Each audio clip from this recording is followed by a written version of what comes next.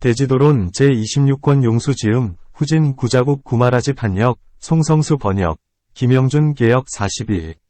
초품 중 18불공법의 뜻을 풀이함 18불공법이라 했는데 첫째는 모든 부처님은 몸에는 과실이 없고 식무실, 둘째는 입에 과실이 없고 구무실, 셋째는 기억에 과실이 없고 면무실, 넷째는 다른 생각이 없고 무이상, 다섯째는 집중되지 않는 일이 없고 무부정심, 여섯째는 알고 나서 버리지 않음이 없고 무부지사사, 일곱째는 위욕에 감소함이 없고 용무감, 여덟째는 정진에 감소함이 없고 정진무감, 아홉째는 기억에 감소함이 없고 면무감, 열째는 지혜에 감소함이 없고 해무감, 열한째는 해탈에 감소함이 없고 해탈무감, 열둘째는 해탈지견에 감소함이 없고 해탈지견무감, 열셋째는 온갖 신업은 지혜에 따라 행하고 일절신업수지행, 열넷째는 온갖 구업은 지혜에 따라 행하고 일절구업수지행, 열다섯째는 온갖 위업은 지혜에 따라 행하고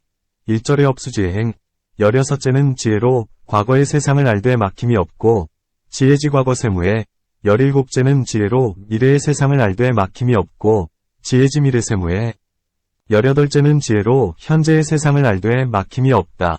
지혜지 현재 세무에, 문. 이 36종의 법은 모두가 부처님의 특성, 법, 이건을 무엇 때문에 유독 18가지만을 함께하지 않는다. 불공, 고하는가? 답. 앞에 18종에서는 성문이나 벽지불에게도 분한, 분이 있으나 뒤에 18종에는 분한이 없다. 마치 사리불 이 모든 법을 잘 분별하여 한 구절, 일구을 펴 연설하고 통달하여 막힘이 없자 부처님께서 칭찬하시되 법의 성품을 잘 통달하였구나 라고 하신 것과 같다. 아니로도는 천한 이 제일이었으니 이와 같은 모든 성문들은 모두가 사무소에 분한이 있었다. 분한이 있다 함은 마치 부처님께서 말씀하시되 제자들 가운데서 사자후로 우뚱가는 이는 바로 빈도라파라타서이다 고 하셨고 사리불도 역시 스스로 맹세하되 나는 밤낮 7일 동안을 한 이치를 펴 연설하면서도 4가지 분별하는 지혜를 다 없어짐이 없도록 한다 고 한 것과 같나니 아라한인 사리불, 목걸련, 불우나, 안한, 가전현 등도 역시 이 뜻, 위, 과 이름, 명자, 과 언어와 요선을 안다. 이 때문에 앞에 18은 불공법이라 하지 않는다. 문. 어찌하여 부처님은 몸에도 과실이 없고 입에도 과실이 없는가? 답. 부처님은 한량없는 아승기법 동안 계율을 청정하게 지키셨기 때문에 신업에나 구업에 과실이 없지만 그 밖에 모든 아라함과 사리불과 같은 이는 극히 많아도 96업 동안이며 계율을 익힘이 오래되지 않았기 때문에 과실이 있다. 부처님은 한량없는 아승기법 동안 청정한 모든 계율을 쌓아서 성취하셨기 때문이요. 항상 깊은 선정을 수행하셨기 때문이며 온갖 미묘한 지혜를 얻으셨기 때문이요. 대비 위 마음을 잘 닦으셨기 때문에 과실이 없다. 또 부처님은 모든 죄의 근본이 되는 인연을 뽑아버렸기 때문에 과실이 없다. 죄의 근본이 되는 인연에는 4가지가 있나니 첫째는 탐욕의 인연이고 둘째는 성냄, 진해, 위 인연이고 셋째는 두려워함, 포회, 위 인연이며 넷째는 어리석음, 우치, 위 인연이다.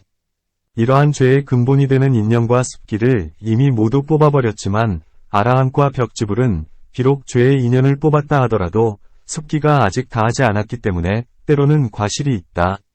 부처님은 온갖 법 가운데서 지혜를 두루하고 원만하게 성취하셨기 때문이나 만일 모르게 되면 과실이 있게 된다.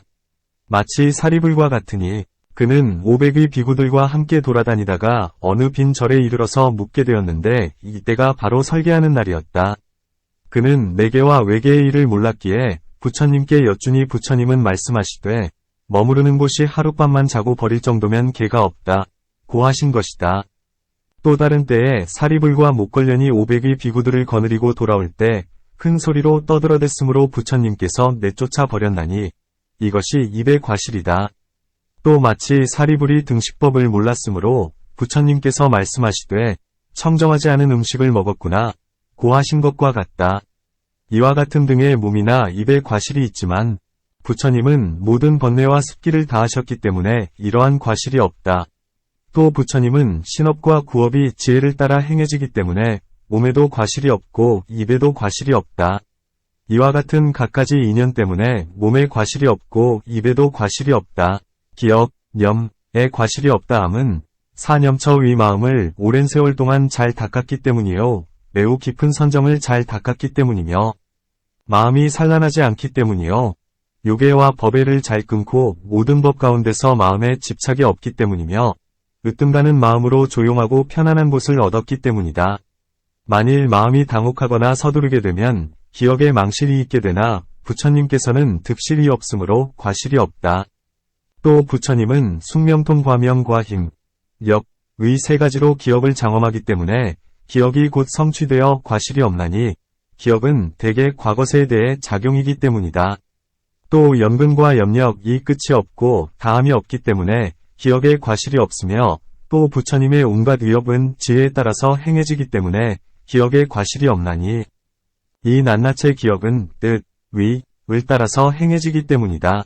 이와 같은 등을 기억에 과실이 없다고 한다. 천문경에 이러한 개송이 있다. 어느 사람이 과실이 없고 어느 사람이 기억을 잃지 않으며 어느 사람이 항상 한결같은 마음으로 지어야 할 것을 능히 짓는가. 온갖 법을 바르게 알고 온갖 장애에서 해탈을 얻었으며 모든 공덕을 성취한 이는 오직 부처님 한 사람뿐이다. 다른 생각이 없다. 무이상, 함은 부처님은 온갖 중생에 대하여 분별함도 없고 멀리하거나 가까이하는 다른 생각도 없으심을 말한다. 곧 이는 귀한이라 그를 위하여 말해주어야 한다.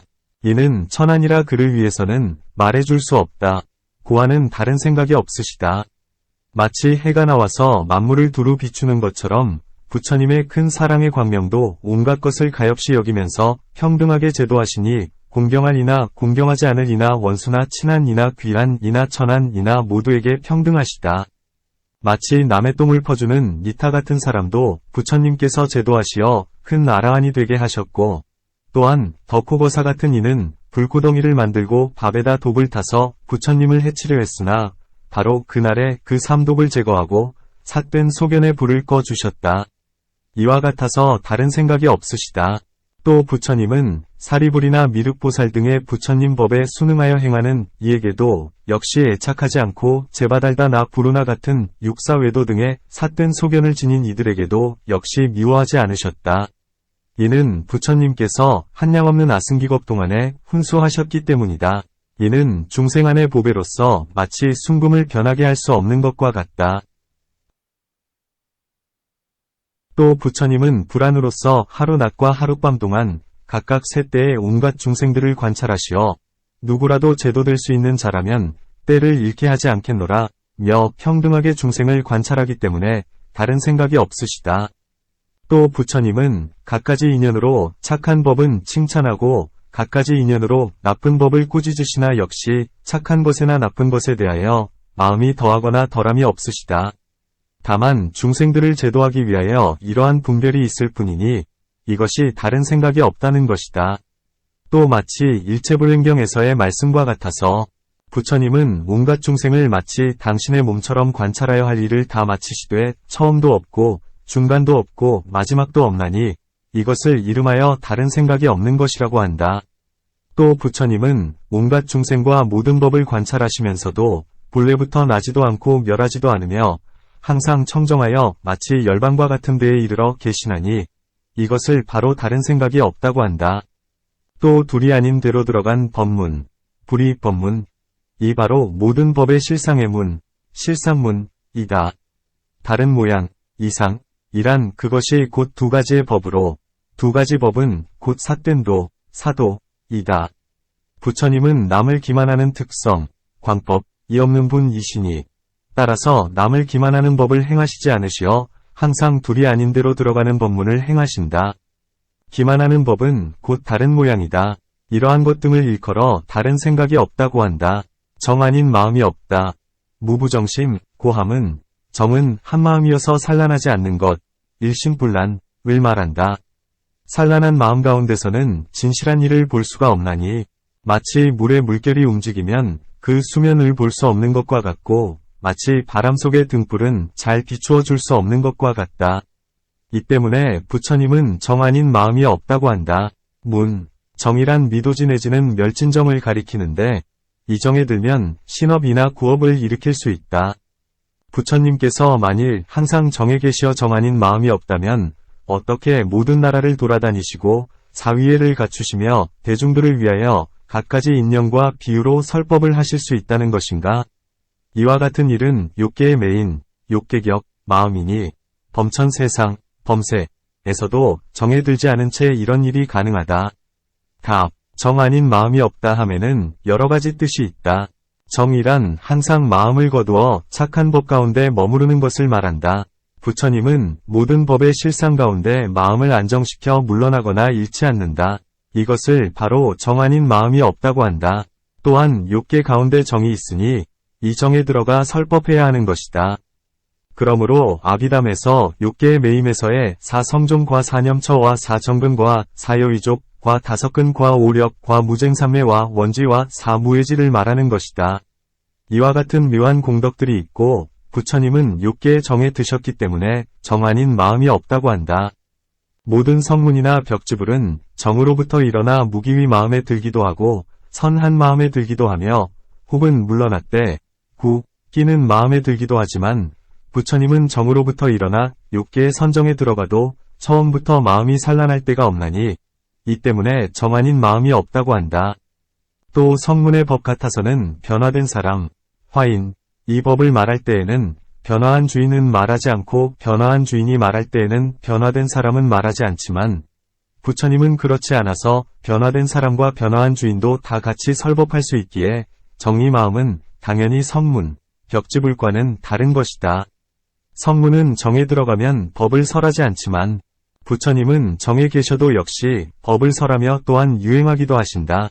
마치 밀적경의 식밀 가운데 말하기를 모든 부처님의 마음은 항상 정에 있으니 마음도 응당법을 설하셔야 한다. 고함과 같다. 또 산란한 마음의 상태, 법인 모든 번뇌, 결사, 와 의회 따위는 부처님께서는 전혀 없지만 아라한은 비록 사제에서 의심이 없다 하더라도 온갖 법에 대해서는 곳곳에서 의심이 있다. 부처님은 온갖 법 가운데서 항상 마음이 안정되어 의심이 없으시니 안정되지 못한 부정, 지혜가 없기 때문이다. 또 성문은 모든 번뇌의 습기가 있기 때문이요 물러나는 성향, 법이 있기 때문에 산란하지만 부처님은 일체지의 경지, 일절지처에서 지혜가 원만하기 때문에 산란함이 없다. 마치 병 속에 물이 가득 차 있으면 소리도 없고 움직임도 없는 것과 같다. 또 오직 부처님 한 사람만을 기만하지 않는 법, 불광법이라 한다. 세 가지 견고한 사람 가운데서 맨 위이니 고락의 마음이 다르지 않다. 하나의 모습, 일상, 다른 모습, 이상, 나고 멸하는 모습, 생멸상, 단절되거나 영원한 모습, 단상상, 오거나 가는 모습, 레거상 등 이러한 법의 모습은 모두가 기만하는 법이니 이는 허망하게 화합되어 만들어진 법이기 때문이다. 부처님은 모든 법의 실상 가운데 확고히 서 계시기 때문에 마음이 안정되지 않음이 없고 안정되지 않음이 없기 때문에 마음이 달라지지 않는다. 또 다섯 가지의 불가사위한 법, 오불가사위법 가운데 부처님은 가장 불가사위하다. 이는 바로 18불공법으로 부처님의 깊디 깊은 법의 창고, 법장, 이니 그 누가 헤아릴 수 있겠는가? 이 때문에 부처님에게 정 아닌 마음, 부정심, 없음은 반드시 이와 같아야 하리라. 부처님은 항상 정에 들어가 비록 각관의 거친 마음, 추심이 없다 하더라도 불가사의한 지혜가 있기 때문에 역시 설법하실 수가 있다. 비유하건대 마치 하늘의 악기가 신이 기호에 따라 갖가지 소리를 내면서도 이 악기는 또한 마음이 없고 분별이 없는 것과 같다.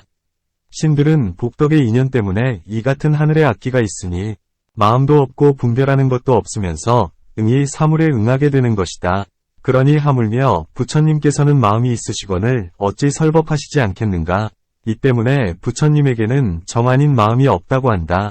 안 뒤에는 버리지 않음이 없다. 무부지기사 했는데 중생에게는 세 가지 느낌이 있다. 곧 괴로운 느낌, 고수, 과 즐거운 느낌, 낙수, 과 괴롭지도 즐겁지도 않은 느낌, 불고불낙수, 이 그것이다. 괴로운 느낌에서는 성을 내게 되고 즐거운 느낌에서는 애착을 내며 괴롭지도 즐겁지도 않은 느낌에서는 어리석음을 내게 된다. 이 세 가지 느낌에 있어서 괴로운 느낌은 괴로움을 낳고 괴로움에 머무르면 즐거움이 사라진다. 즐거운 느낌은 즐거움을 낳고 즐거움에 머무르면 괴로움이 사라진다. 즐겁지도 괴롭지도 않은 느낌에서는 괴로운 줄도 모르고 즐거운 줄도 모르게 된다. 다른 사람들은 근기가 둔하기 때문에 대개는 괴로운 느낌과 즐거운 느낌만을 깨닫게 된다.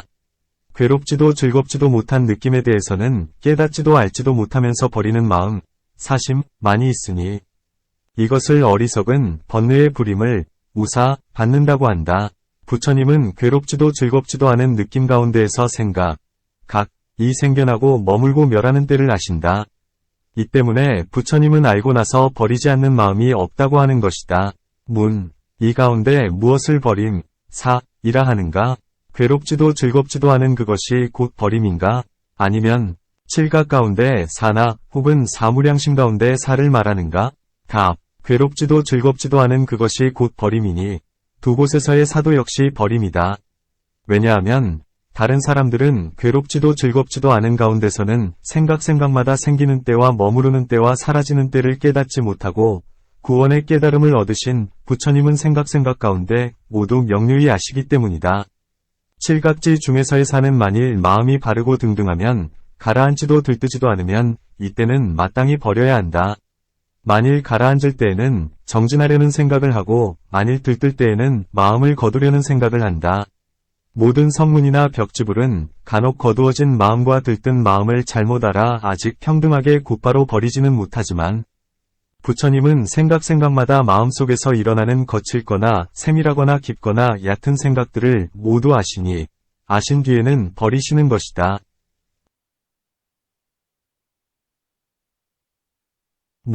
만일 그렇다면 부처님은 무엇 때문에 난타로 인하여 모든 비구들에게 말씀하시되 난타는 모든 느낌에 대해 생겨나는 때를 깨닫고 머무르는 때도 깨닫고 사라지는 때를 깨닫는다. 모든 생각이나 모든 깨달음 역시 그와 같다고 하셨는가? 답. 깨닫는 데에는 두 가지가 있다. 첫째는 마음속을 깨닫는 것이니 괴로운 느낌, 이 생길 때에는 괴로운 느낌이 생긴다는 것을 알고 괴로운 느낌이 머무를 때에는 괴로운 느낌이 머무르는 것을 알고 괴로운 느낌이 사라질 때에는 괴로운 느낌이 사라진다는 것을 알며 즐거운 느낌, 이 생길 때에는 즐거운 느낌이 생기는 것을 알고 즐거운 느낌이 머무를 때에는 즐거운 느낌이 머무른다는 것을 알고 즐거운 느낌이 사라질 때에는 즐거운 느낌이 사라지는 것을 아는 것이다. 괴롭지도 즐겁지도 않은 느낌, 불고불락수,도 역시 그와 같다. 다만 이 전체의 모양, 총상을 알 수 있을 뿐이요 개별적인 모양, 별상은 알지 못한다. 둘째는 생각마다 괴롭고 즐거운 느낌과 괴롭지도 않고 즐겁지도 않은 느낌에 대해 모두 다 깨닫고 모두 다 아는 것이니 생각마다 마음에 속하는 법, 심수법을 모르고 지나쳐 버림이 없다. 이 때문에 부처님은 모르면서 버림이 없다고 한다. 또 부처님은 간혹 중생을 버리면서 심히 깊은 선정에 들어가 한 달 또는 두 달을 계시기도 하므로 어떤 사람은 의심하면서 부처님은 중생을 제도하기 위하여 세간에 출현하셨으면서 무엇 때문에 항상 선정에만 드시는가? 라고 하자 부처님은 말씀하시되 나는 갖가지 인연을 아는 까닭에 버리니 알지도 못하면서 버리는 것이 아니다. 라고 하신다. 어떤 것이 아신 뒤에 버리는 인연인가? 답. 대중 속에 계시면서 고단하시기 때문에 잠깐 쉬시는 것이다. 또 부처님은 세상마다 항상 멀리 여의는 멀리행을 좋아하셨다. 보살이 어머니의 태안에 계실 때에는 어머니도 역시 멀리 여의는 행을 좋아하여 성에서 40리나 떨어진 남빈이숲, 남빅리림 속에서 출산하셨고 도를 얻을 때에는 구루빌라숲, 구루빌라림 속의 나무 아래 혼자 계시면서 성불하셨으며 처음 법륜을 굴릴 때에도 역시 선인이 머무르는 곳인 농림에 계셨으며 열반에 드실 때는 사라림의 쌍수 아래 계시면서 온밤 내내 즐거이 멀리 여임, 원리을 행하셨나니 이 때문에 부처님은 선정에 드시는 것이다. 또 부처님은 항상 버림의 마음, 사심을 성취하기 때문에 선정에 드신다. 또 부처님은 시끄럽고 말이 많은 곳을 멀리 여의고 역시 스스로 모든 부처님의 공덕의 장을 관찰하시며 또한 제일 청정한 즐거움을 받기 때문에 선정해 드시는 것이다. 또 부처님은 설법하신 뒤에는 항상 모든 비구들에게 마땅히 좌선해 후회함이 없게 하라 고 하셨으니 입으로 하신 말씀을 몸으로도 역시 스스로 행하셨기 때문에 선정해 드신 것이다. 또한 삿된 공양을 싫어하셨기 때문이니 중생으로서 제도해야 할 일을 아시고는 선정에 들어가신 뒤 화인이 되어 찾아가서는 제도하셨다. 또한 중생으로서 안정된 마음, 정, 은 적고 지혜가 많은 이에게는 몸으로 선을 행하는 것을 보이시며 그를 교화하신 것이다. 또한 어떤 사람은 항상 부처님을 본다면 실증을 일으키는 까닭에 잠시 멀리 떨어지신 것이니 그들로 하여금 다시 뵙기를 몹시 바라게 하기 위해서이다. 또한 부처님께서 신들을 위하여 설법을 하시려고 고요한 곳으로 가 계셨다. 또한 부처님은 뒷세상에 본받게 하기 위하여 좌선하신 것이고 부처님은 스스로 법륜을 굴리신 뒤에 이를 제자들에게 부탁하기 위하여 선정해 드신 것이다. 또 두 가지의 도를 나타내어 중생을 거두어 주기 위해서이니 첫째는 선정이고 둘째는 지혜이다. 부처님께서 대중 가운데 계시면서 설법하시는 것은 지혜를 나타내기 위해서이고 고요한 곳에서 마음을 가다듬는 것은 선정을 나타내기 위해서이다. 또 중생에게는 육진에 대해서 세 가지로 행하나니 좋은 모양, 색을 보면 기쁨과 즐거움이 생기고 나쁜 모양을 보면 근심과 괴로움이 생기며 괴롭지도 즐겁지도 않은 모양을 보면 버림의 마음, 사심이 생겨난다. 나아가 법에 이르기까지도 역시 그와 같다. 부처님은 육진에 대해 자제하시어 기쁘거나 즐겁거나 근심하거나 괴로운 곳에서 능히 버림의 마음을 내나니 마치 성여의 가운데 설하는 바와 같다. 이와 같은 갖가지 인연으로 선정에 들어가는 것이요 모르시면서 버리는 것이 아니다. 하고자 함에 감소함이 없다. 용무감, 함은 부처님은 착한 법의 은혜를 잘 아심으로 항상 모든 법을 쌓으려고 하시니 이 때문에 항상 하고자 함에 감소함이 없으며 모든 착한 법을 닦으면서 마음으로 만족함이 없기에 하고자 함에 감소함이 없다. 비유하건대 마치 한 장로 비구가 눈이 어두운데도 스스로 승가리를 기울여다가 바늘에 실을 꿰지 못했으므로 여러 사람들에게 누가 복덕짓기를 좋아하시오? 나를 위해서 바늘에 실을 좀 꿰어주시오. 라고 부탁했다. 그때에 부처님께서 그 앞에 나타나시어 말씀하시되 내가 바로 복덕을 짓기 좋아해 아무리 지어도 만족하지 않는 사람이니 그대의 바늘을 가져오너라 고 하셨다. 이 비구는 아름다운 빛이 나는 부처님의 광명을 보고 부처님의 음성을 알아차리고는 부처님께 여쭈었다. 부처님의 한량없는 공덕의 바다는 모두 그 밑바닥 끝까지 다 하셨거늘 어떻게 만족함이 없으시다 하는지요? 그러자 부처님께서는 그 비구에게 말씀하시되 공덕의 과보가 심히 깊은지라 나처럼 은혜의 한계, 분을 아는 자는 없느니라. 나는 비록 그 바닥 끝까지 다하였다 하더라도 본래 하고자 하는 마음, 욕심에 만족해 함이 없었기 때문에 부처가 된 것이니라. 그러므로 지금도 오히려 쉬지 않고 있으니 비록 더 이상 공덕을 얻지 못한다 하더라도 나의 하고자 하는 마음은 역시 쉬지 않느니라 고 하셨다. 여러 하늘 사람, 천인, 과 세상 사람, 세인들이 문득 경호 깨닫기를 부처님은 공덕에 대해서조차 오히려 만족해함이 없으시거늘 하물며 그 밖의 사람이겠는가 라고 했다. 부처님께서 비구를 위하여 설법하시자 이때에 유관이 인에 밝아지면서 해안이 성취되었다. 부처님은 일찍이 온갖 착한 법 중의 욕망을 끊으셨는데 이제 어찌하여 하고자 함에 감소함이 없다고 하는가? 답. 온갖 착한 법 중의 욕망을 끊는다고 했는데 욕이란 곧 아직 얻지 못한 것을 얻고자 하려는 것이요 이미 얻은 것을 더욱 늘리려고 하는 것이다. 하지만 부처님은 이러한 욕이 없으시다. 부처님은 온갖 공덕을 완전히 갖추셨으므로 얻지 못한 것이 없으며 또한 더욱더 늘릴 것도 없다. 여기서 하고자 한다. 함은 먼저 설명한 것과 같이 부처님께서 비록 온갖 공덕을 빠짐없이 갖추셨다 하더라도 하고자 하는 마음이 오히려 쉬지 않으니 비유하건대 마치 마보가 비록 도착할 곳에 이르렀다 하더라도 더 가려는 마음이 쉬지 않고 죽음에 이르기까지 가는 것처럼 불보도 역시 그와 같다. 또 마치 겁이 다할 때에 큰 불이 삼천대천 세계를 모조리 다 태우면서도 그 불이 기세는 짐짓 쉬지 않는 것처럼 부처님의 지혜의 불도 역시 그와 같아서 온갖 번뇌를 태우고 모든 법을 비춘 뒤에도 그 지혜와 상응하는 하고자 하는 마음, 욕, 역시 다하지 않는 것이다.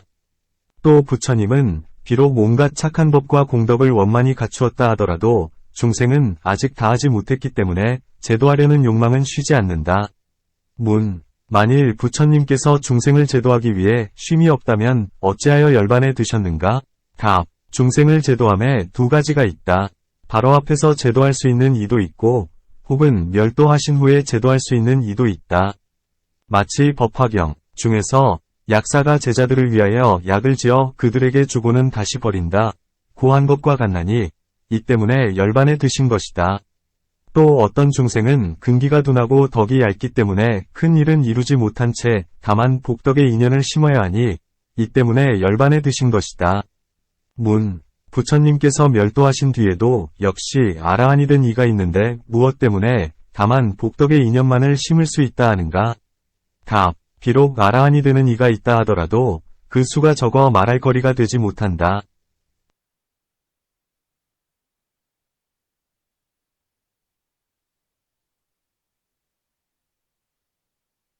부처님은 한번 설법하실 때에도 시방에 한량없는 아승기의 중생이 도를 얻었지만 부처님께서 멸도하신 후에는 그렇지 못하다. 비유하건대 마치 큰 나라가 작은 나라를 정벌하여 비록 조금은 얻은 것이 있더라도 얻었다고 말할 수 없는 것과 같나니 그러므로 비록 중생들이 아직 다하지 못했다 하더라도 열반에 드신 것이다. 또 마하연의 수릉엄경 중에서 말하기를 부처님은 장엄세계에서 700위 아승기겁 동안 사시면서 중생을 제도하셨다. 고 하신 것과 같나니 이 때문에 부처님의 하고자 함에 감소함이 없다고 한다. 정진에 감소함이 없다. 정진무감, 고함은 하고자 함, 욕, 가운데서 설명했듯이 하고자 하는 뜻이 곧 정진이다. 만일 그렇다면 18불공법은 없다. 또 하고자 함과 정진은 마음에 속한 법에서도 각각 다른데 어찌하여 하고자 함 그것이 바로 정진이라 하는가? 답. 하고자 함은 처음에 행하는 것이 되고 그 하고 싶어 함이 더욱 잘하게 되므로 정진이라 하는 것이다. 마치 부처님께서 온갖 법은 하고자 함이 근본이 된다. 고 말씀하신 것과 같다. 하고자 함은 마치 사람이 목마를 적에 마실 것을 얻고 싶어 함과 같으며 정진은 마치 인연과 방편으로 마실 것을 구하는 것과 같다. 하고자 함은 마음으로 얻고 싶어 하는 것이요 정진을 그 일을 이루게 하는 것이다. 하고자 함은 위업에 속하고 정진은 삼업에 속하며 하고자 함은 안, 내, 이 되고 정진은 바깥, 외, 이 된다. 이런 것들이 서로의 차이이다. 또 이 정진은 모든 부처님께서 좋아하신 것이니 마치 석가모니 부처님께서 정진의 힘 때문에 구겁을 초월하여 신속히 안욕다라삼약삼보리를 얻으신 것과 같다. 또 경에서 말하듯이 어느 때 부처님께서 아난에게 말씀하시되 너는 모든 비구들을 위하여 법을 해설하라. 나는 등이 아프므로 조금 쉬어야겠다. 고 하시고 세조는 울다라승을 4겹으로 접어서 아래에다 깔고 승가리를 가져다 머리에 베고 누우셨다. 이때에 아난이 칠각의 이치를 설명하면서 정진각의 설명이 미치자 부처님은 놀라듯 일어나 앉으시면서 아난에게 말씀하시되 그대는 정진의 이치를 찬탄하느냐?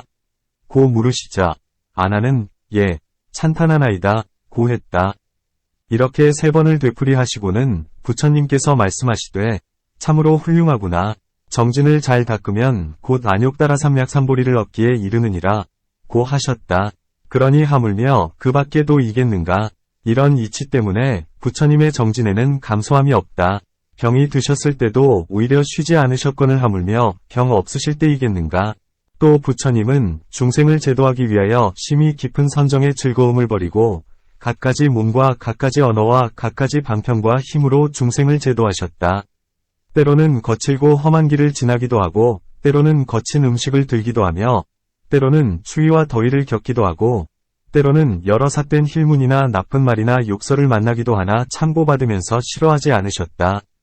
불세종께서는 비록 모든 법 중에서 자유자재하다 하더라도 이런 일을 행하실 때는 게으름을 내지 않나니 마치 부처님께서 중생을 제도하신 뒤 살라림 의 쌍수 아래 누워 계실 때에 범지 수발타가 아난에게 말하기를 나는 듣건대 일체지를 지니신 분이 오늘 밤에 멸도하신다 하니 나는 부처님을 뵙고 싶습니다. 고했으나 아나는 말하기를 부처님은 여러 사람들을 위하여 널리 설법하시느라 몹시 피로하십니다. 라며 그를 막았다. 부처님은 멀리서 그들의 말을 듣고 아난에게 말씀하시되 수발타를 들도록 하여라. 그는 나의 마지막 제자이니라 고 하셨다. 수발타는 허락을 받고 들어가서 부처님께 의심하던 것을 물었고 부처님은 그의 뜻에 따라 법을 말씀하시어 의심을 끊게 되자 도를 얻고는 부처님보다 먼저 무효열반에 들어가 버렸다. 모든 비구들은 이것을 보고 부처님께 아뢰기를 심히 희유하나이다. 마지막에 이르러서도 범지를 가엾이 여기시어 함께 말씀을 하셨사옵니다. 고 하자 부처님은 이와 같이 말씀하셨다. 나는 비단 이 세상에서만 마지막에 제도한 것이 아니면 전생에 아직 도를 얻지 못했을 때에도 역시 최후의 순간에 중생을 제도했었느니라. 지나간 세상 한량없는 아승기겁 전에 큰 나무숲이 있었고 그곳에는 많은 짐승들이 살고 있었는데 들에 불이 나서 삼면에서 타들어왔느니라. 다만 한쪽이 터져 있기는 했으나 물이 가로막고 있어 쫓기어 달아나던 짐승들이 피할 곳이 없었느니라. 나는 그때 몸집이 크고 힘이 센 사슴이었는데 앞발을 한쪽 기슭에 걸고 뒷발을 또 다른 기슭에 걸어묻 짐승들로 하여금 등을 밟고 건너게 했으니 가죽과 살이 모두 부셔졌지만 자민의 힘에 필사로 견뎌냈느니라. 마지막에 토끼 한 마리가 왔을 때엔 기력은 이미 다했지만 억지로 힘을 내어 참으면서 그를 건너가게 하고는 등이 부러지면서 물에 떨어져 죽었느니라. 이런 일은 오래전부터 있었으니 비단 오늘만의 일은 아니니라. 앞서 건너간 짐승들은 바로 지금의 모든 제자들이요 맨 마지막에 한 마리 토끼는 바로 지금의 수발타이니라. 부처님은 세상에서마다 즐겁게 정진을 하셨고 지금까지도 오히려 쉬지 않으신다. 이 때문에 정진에 감소함이 없다고 한다. 기억에 감소함이 없다. 면무감, 고함은 3세의 모든 법에서 온갖 지혜와 상응하기 때문에 기억이 만족되어 소멸하는 일이 없다. 문, 앞에서 이미 기억의 과실이 없다. 면무실, 고했고 여기에서는 또 기억의 감소함이 없다고 하고 있다. 기억의 과실이 없다는 것과 기억의 감소함이 없다는 것은 동일한 것인가, 다른 것인가? 만일 동일한 것이라면 무엇 때문에 거듭 말하며 만일 다른 것이라면 어떠한 차별이 있는가? 답. 기억에 대한 과실, 염실,은 착오를 말하고 감소란 미치지 못한 것, 불급을 말한다. 기억에 대한 과실은 위위로서의 숙이고 우러르고 가고 오고 하는 법 가운데서 기억을 상실하는 것이며 감소함이 없다 함은 선정과 신통에 머무르는 기억이 과거 세상이나 현재의 세상에서 통달하여 막힘이 없다는 것이다. 문. 무엇 때문에 기억에 감소함이 없는 것이 유독 부처님의 특성, 불법인가? 답. 성문과 벽지불도 사념처에 잘 머물기 때문에 기억이 견고하기는 하다. 기억이 비록 견고하다 하더라도 아직은 감소나 막힘이 있어서 통달하지는 못한다. 마치 숙명지력에서의 설명과 같아서 성문이나 벽지불이 전생일, 숙명을 기억하는 것이 극히 많다 해도 팔만 겁임으로 광대함에 있어서는 모자람, 감이 있으며 또한 견제도에서도 생각마다 분별하지는 못한다. 그러나 부처님은 생각하는 가운데 모두 세 가지 모양, 삼상을 분별하시며 부처님의 마음은 어느 한 법도 기억하지 못함이 없나니 이 때문에 유독 부처님만이 기억에 감소함이 없다. 또 숙명지력에서는 기억을 따라 알고 부처님은 이 가운데 힘이 있으시다. 성문이나 벽지불조차도 오히려 이런 기억에 힘이 없건을 하물며 그 밖의 사람이겠는가. 또 부처님은 일체지와 무의 탈로서 기억을 수호하시나니 이 때문에 감소함이 없다. 이와 같은 인연들 때문에 부처님의 기억에는 감소함이 없는 것이다. 지혜에 감소함이 없다. 해무감, 함은 부처님은 온갖 지혜를 얻으셨기 때문에 지혜에 감소함이 없고 삼세의 장애가 없기 때문에 지혜에 감소함이 없으며 다시 십력과 사무소외와 사무의지를 성취하셨기 때문에 지혜에 감소함이 없다. 또 비유하건대 마치 소유가 넉넉히 들어있는 등불의 심지는 청정한 광명 또한 왕성한 것처럼 부처님도 역시 그와 같아서 삼매왕 등의 모든 삼매와 선정의 기름으로 된 기억은 감소함이 없고 심지도 청정하나니 이런 인연 때문에 지혜의 광명은 한량없고 감소함이 없다. 또 처음 발심에서부터 한량없는 아승기겁 동안 온갖 지혜를 쌓았기 때문이며 깊은 마음으로 법을 위한 까닭의 머리와 음과 골수와 뇌를 모두 버렸고 안팎으로 가진 물건을 보시하면서 불에 들어가고 산에 몸을 던지며 가죽이 벗겨지고 몸에 못이 박히는 등 이러한 고통을 고통으로 받아들이지 않은 채 일심으로 지혜를 쌓았기 때문에 지혜에 감소함이 없다. 또 부처님의 지혜는 온갖 공덕과 지계와 선정 등으로 이룩되었기에 지혜에 감소함이 없다. 또 세상에서마다 온갖 경서를 구하여 세속의 법에서나 부처님의 법에 거칠고 세밀하고 착하고 착하지 않은 것을 모두 다 배워서 알기 때문에 지혜에 감소함이 없다. 또 시방에 한량없는 모든 부처님으로부터 듣게 된 법을 읽고 외우고 헤아리고 닦아 익히고 질문했기 때문에 지혜에 감소함이 없다. 또 온갖 중생들을 위하는 까닭에 온갖 착한 법을 더욱 늘어나게 하고 온갖 처소의 무명을 깨뜨린 까닭의 지혜에 감소함이 없다. 또 이 지혜로서 모든 법의 모양이 나지도 않고 멸하지도 않으며 깨끗하지도 않고 더럽지도 않으며 짓는 것도 없고 행하는 것도 없음을 진실하게 알았으며 이것은 지혜다. 지혜가 아니다라는 것도 분별하지 않고 모든 법은 하나처럼 같고 청정하기가 마치 허광과 같음을 알아 무리 듬도 없고 집착함도 없다. 두 개의 법, 이법이 아닌 까닭의 둘이 아닌 대로 드는 법의 모양, 불이 법상을 얻는다. 둘이 아닌 대로 드는 법의 모양은 한량없고 끝이 없나니 이 때문에 지혜에 감소함이 없다. 이와 같은 갖가지 인연 때문에 지혜에 감소함이 없는 것이다. 해탈에 감소함이 없다. 해탈무감 고했는데 해탈에는 두 가지가 있나니 유의의 해탈, 유의해탈, 과무의의 해탈, 무의해탈이다. 유의의 해탈은 무루, 위 지혜와 상응하는 해탈이요 무의의 해탈은 온갖 번뇌와 습기가 모두 다하여 남음이 없는 해탈이다. 부처님은 이 두 가지 해탈에 대해 감소함이 없으시다. 왜냐하면 성문이나 벽지불의 지혜는 크게 날카롭지 않아서 번뇌가 다하지 않았기에 지혜에 감소함이 있지만 부처님의 지혜는 예리하기가 으뜸으로 번뇌와 습기가 영원히 다하여 남음이 없기 때문에 해탈에 감소함이 없다. 또 마치 누질력 중에서 설명한 것과 같아서 부처님과 성문의 해탈에는 차별이 있다. 부처님은 누질력을 얻었기 때문에 해탈에 감소함이 없지만 이승에는 그런 힘이 없기 때문에 감소함이 있다. 해탈지견에 감소함이 없다. 해탈지견무감, 함은 부처님은 모든 해탈 중에서 지혜가 한량없고 그지없이 청정하기 때문에 해탈지견에 감소함이 없다고 한다. 부처님은 온갖 법 중에서 감소함이 없거늘 무엇 때문에 다만 6가지 육사에서만 감소함이 없다고 하는가? 답. 자기도 이롭고 남도 이롭게 하는 일체의 일에서 이 4가지의 일이 능히 갖추어진다. 하고자 함, 욕은 온갖 착한 법을 구하는 근본이고 정진은 잘 행하는 것이며 기억, 염은 잘 수호하는 것인데 마치 문지기가 착한 이면 들여보내고 나쁜 이면 막는 것과 같다. 지혜, 혜는 온갖 법의 문을 비추어 온갖 번뇌를 끊게 한다. 이 4가지 법을 써야 일이 이룩될 수 있는 것이다. 이 4가지 법의 과보에는 2가지가 있나니 첫째는 해탈이고 둘째는 해탈지견이다. 해탈의 뜻은 먼저 설명한 것과 같다.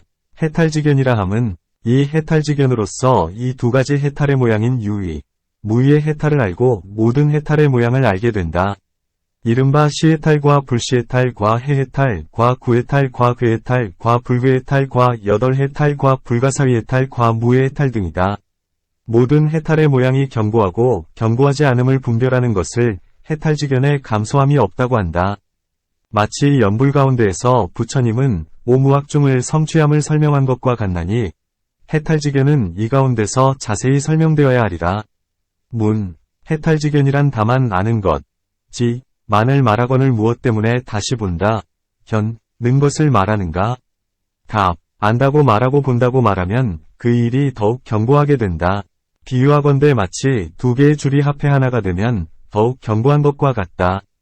또 만일 안다고만 말하면 온갖 지혜를 포섭하지 못하니 마치 아비담에서 말한 것과 같다.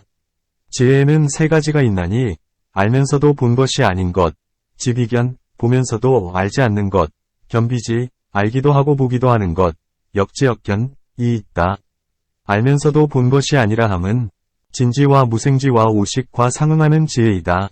보면서도 알지 않은 것이라 함은 팔인과 세간의 바른 소견, 정견, 과 5가지 삿된 소견, 오사견이며 알기도 하고 보기도 한다 함은 그 밖에 나머지 모든 지혜이다.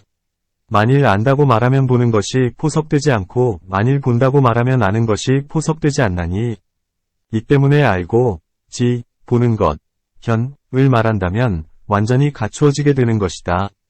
또 남을 쫓아 읽고 외고 헤아리고 분별하는 이것을 안다고 하고 자기 자신이 몸소 얻고 깨닫는 이것을 본다고 한다. 비유하건대 마치 귀로 그 일을 들었으나 아직도 의심이 있으면 그것을 안다고 하고 자신이 몸소 보았고 똑똑히 알면서 의심이 없으면 이것을 보았다고 하는 것과 같다. 해탈에서의 지견도 역시 이러한 차별이 있다. 또 어떤 사람이 말하기를 아라한이 스스로 해탈한 가운데서 의심하며 스스로 요달하지 못하면 이 아라한은 아라한이 아니다. 고 했나니 이 때문에 부처님께서는 이러한 삿된 소견을 깨뜨리기 위하여 모든 성인은 해탈한 가운데서 알기도 하고 보기도 한다. 고 말씀한 것이다. 모든 아라한이 비록 해탈지견을 얻었다 하더라도 해탈지견에 감소함이 있음은 온갖 지혜를 얻지 못했기 때문이며 상상의 지혜의 뿌리를 성취하지 못했기 때문이며 모든 법이 생각마다 나고 없어지고 할 때 개별적인 모습, 별상을 분별할 줄 모르기 때문이다. 부처님은 상상의 지혜의 뿌리가 성취되어 모든 법의 생각마다 일어나는 개개의 모양과 나고 없어짐을 알기 때문에 해탈지견에 감소함이 없다. 또 법안이 청정하고 두루 갖추어 성취했기 때문이다. 마치 법안의 뜻에서 설명한 것과 같아서 이 중생은 공위 해탈문으로 열반에 들었고 이 중생은 무상위 해탈문으로 열반에 들었으며 이 중생은 무작위 해탈문에서 열반에 들었다 함을 알며 이 중생은 오중문과 12입과 18개를 관하여 이와 같은 갖가지 법문으로 해탈을 얻었다 함을 아신다. 부처님은 해탈지견에 대하여 모두 다 알고 두루 아시니 이 때문에 부처님은 해탈지견에 감소함이 없다고 한다. 온갖 신업과 온갖 구업과 온갖 위업은 지혜에 따라 행한다. 수지행 함은 부처님은 온갖 신업과 구업과 위업을 먼저 아시고 그런 뒤에야 지혜에 따라 행한다는 것이다. 모든 부처님의 몸, 입, 뜻의 업의 온갖 행은 중생을 이익되게 하지 않음이 없기 때문에 먼저 안연 후에 지혜에 따라 행한다고 한다.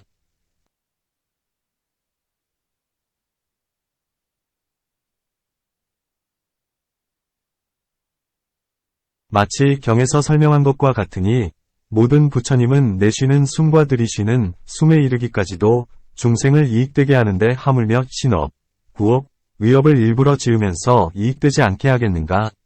모든 원수나 삿된 중생조차도 부처님의 들숨, 날숨의 향기를 맡고는 모두 믿는 마음이 청정하게 되어 부처님을 좋아하게 되며 신들도 부처님의 숨의 향기를 맡고는 역시 모두가 오욕을 버리면서 발심하여 선을 닦나니 이 때문에 신업, 구업, 위업이 지혜에 따라 행한다고 한다. 성문이나 벽지불에게는 이러한 일이 없어서 마음으로 일부러 선을 지은 연후에야 신업과 구업이 착해지며 위업은 간혹 무기이어서 지혜를 따르지 않으면서 저절로 나기도 한다. 그런데 하물며 그 밖의 사람이겠는가? 마치 교범바제 비구가 비록 아라한을 얻기는 했으나 자신이 먹은 것을 토해 놓고 다시 먹은 것과 같나니 이런 업은 지혜를 따르지 않는 것이다. 또 마치 아라한인 마두파사타 비구가 들보나 벽 위나 나무 위로 뛰어오른 것과 같고 또한 필름가바차 가 겐지스강의 신, 항신에게 욕설을 퍼부으면서 어린 종려나 라고 한 것과 같다. 이와 같은 등의 신업과 구업은 먼저 지혜도 없고 지혜를 따라 행한 것도 아니다. 부처님께서는 이러한 일이 없다. 만일 그렇다면 부처님께서는 간혹 신업과 구업이 역시 지혜를 따라 행하지 않는 것과 같다. 왜냐하면 외도의 대중 속에 들어가서 설법하셨지만 도무지 믿고 받는 이가 없었기 때문이다. 다시 어느 때는 대중 가운데서 설법하시다가 마음속 생각을 드러내 이권자에게 보이신 일도 있다. 또 사람들이 두 가지 몸매, 상을 보지 못한 것을 의심한 까닭에 대중 속에 계실 때에 설상과 음장상을 나타내 보이기도 하셨다. 또 모든 제자들을 몹시 꾸짖으면서 너희들은 미치고 어리석은 사람이다 고 하셨고 제바달다를 몹시 꾸짖으면서 너는 바로 미친 사람이요 죽은 사람이며 침을 마신 자 수타인이다 고 하셨다. 그리고 부처님께서는 계율을 만드시어 8가지의 바루는 갖지 못하게 하셨으니 비구에게는 기와와 쇠로 된 2가지 바루만을 사용하도록 하시고서 당신은 스스로 돌로 된 바루를 쓰셨다. 어느 때는 또 외도가 어려운 질문을 하는데도 부처님은 잠자코 계시면서 대답하지 않으셨고, 또한 부처님은 곳곳에서 나가 있다고 말씀하기도 하고 곳곳에서 나가 없다고 말씀하시기도 하셨으며, 곳곳에서 모든 법은 있다. 고 말씀하시기도 하고 곳곳에서 모든 법은 없다고 말씀하기도 하셨다. 이와 같은 신업과 구업은 지혜에 따라 행하지 않은 것과 같다. 신업과 구업이 위업을 여의지 않고 위업도 역시 지혜에 따라 행하지 않았거늘 어떻게 항상 지혜에 따라 행한다고 하는가? 답. 그것은 그렇지 않다. 이 모든 일에 있어서는 모두가 먼저 지혜가 있었고 그런 뒤에야 모든 업은 지혜에 따라 행하신 것이다.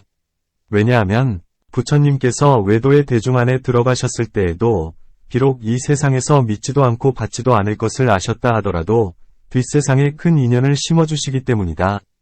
또 외도가 비방하며 부처는 스스로 교만하다 고 하는 것을 막기 위한 까닭에 스스로 그 대중 속에 들어가신 것이다. 다시 외도들은 비방하기를 부처는 스스로 큰 자비로 두루 온갖 중생을 제도한다 하면서도 다만 자기의 내무리를 위해서만 설법할 뿐이다. 우리들도 역시 출가해서 도를 구하고 있거늘 우리들을 위해서는 설법하지 않는다. 고함을 막기 위해서이다. 다시 이 경과 같은 경우는 부처님께서 외도의 대중 속으로 가서 설법하시는데 믿어받지 않은 것이라고 말할 수도 없다.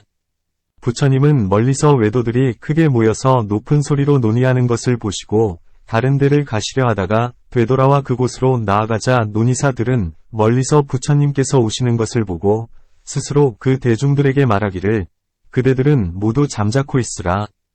부처는 고요한 것을 좋아하는 사람이라 그대들의 조용한 것을 보면 혹 이곳으로 올지도 모른다 고 하였으므로 대중들은 잠자코 있었던 것이다. 부처님은 대중에게로 가셔서 바라문의 3가지 진리, 바라문 3체를 말씀하셨는데도 외도들은 모두가 잠자코 있었으므로 부처님은 미친 사람들이 모두가 악마에 가리워져 있구나. 이 법은 미묘하거늘 어느 한 사람도 시험삼아 제자 삼을 자가 없구나 라고 생각하셨다. 이렇게 생각하신 뒤 자리에서 일어나 떠나셨다. 이때 사람들은 악마의 가림이 떠나게 되자 곧 생각하기를 우리들은 묘한 법을 얻어들었거늘 어떻게 스스로의 이익을 도모하지 않겠는가 라고 하고 곧 모두가 부처님께로 와서 부처님의 제자가 되었고 도를 얻어서 괴로움을 여인 것이다. 또 외도의 제자들은 그들의 스승을 어려워했기 때문에 감히 부처님께로 오지 않았다. 그러므로 부처님께서 스스로 그 대중 속으로 들어가셨으니 그 대중들은 법을 얻어 듣고는 믿고 믿음이 견고해져서 다시는 그들의 스승을 어려워하지도 않고 제자가 되거나 혹은 도의 자취, 도적을 얻게 되었다. 이러한 등의 갖가지 지혜로운 인연이 있나니 이 때문에 외도의 대중 안으로 들어가시는 것이다. 또 살착인이건자는 구리조각, 동예을 배에 감고 스스로 맹세하면서 어떤 사람도 나의 어려운 질문을 만나면 땀을 흘리며 무너지지 않는 자는 없으리라. 큰 코끼리나 나무나 기와나 돌조차도 나의 질문하는 음성을 들으면 역시 모두가 땀을 흘릴 것이다. 고 했다. 이런 맹세를 한 뒤에 부처님께로 와서 부처님과 논의를 했다. 부처님께서 그에게 질문을 하자 전혀 대답하지 못한 채 땀을 뻘뻘 흘려 땅이 흥건하고 온몸이 흠뻑 젖은 듯했다.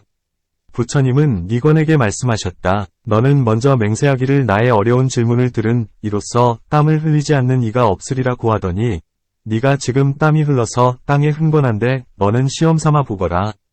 부처에게 땀 흘리는 모습이 있더냐? 그리고는 그때 부처님은 울다라슴을 벗어 그에게 보여주시며 땀이 어디에 있더냐?